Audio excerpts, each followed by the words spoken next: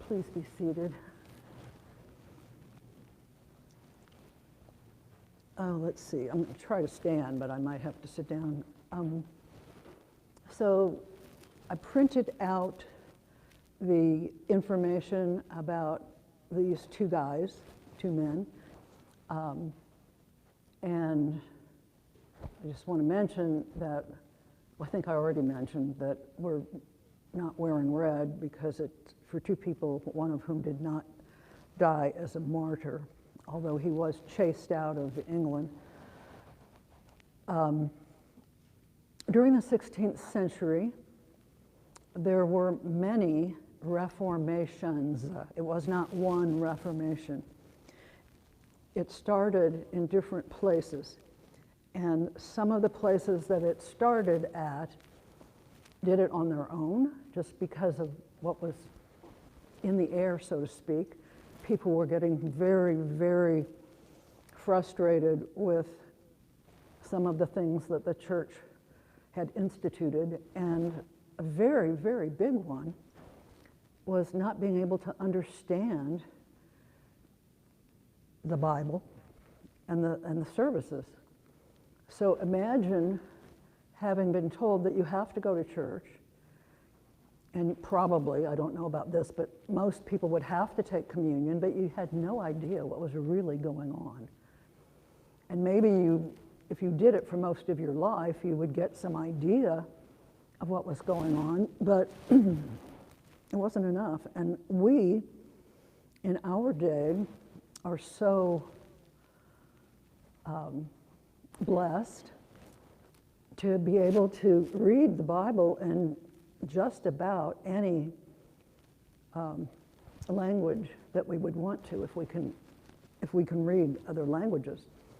So, and it's not just the Bible, but the other literature. So, Tyndale was unfortunate in that although he was very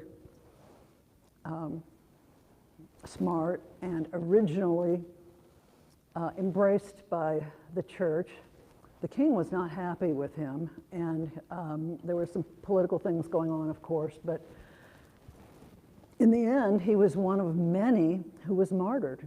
And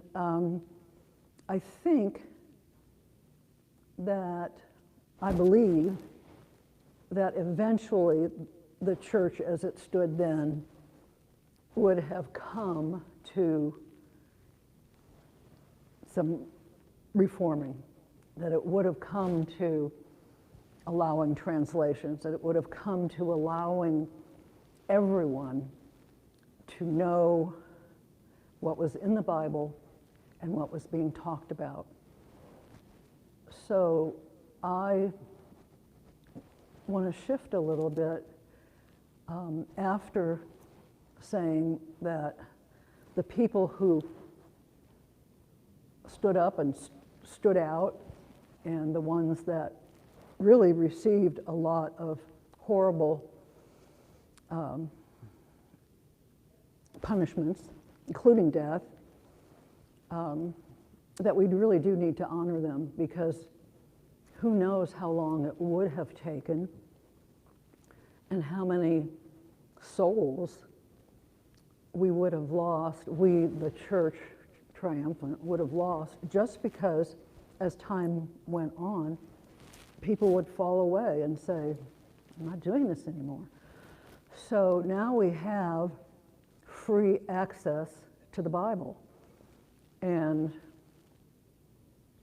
we have to know what we're doing with it. It's not just a book. It's a living, moving, sometimes controversial, very controversial thing. But I believe that everything that's in it is something of value to us, even when we don't understand what it is, or worse, we understand what it is, but it's such a challenge to us to stick up for some of the things that God is telling us to do.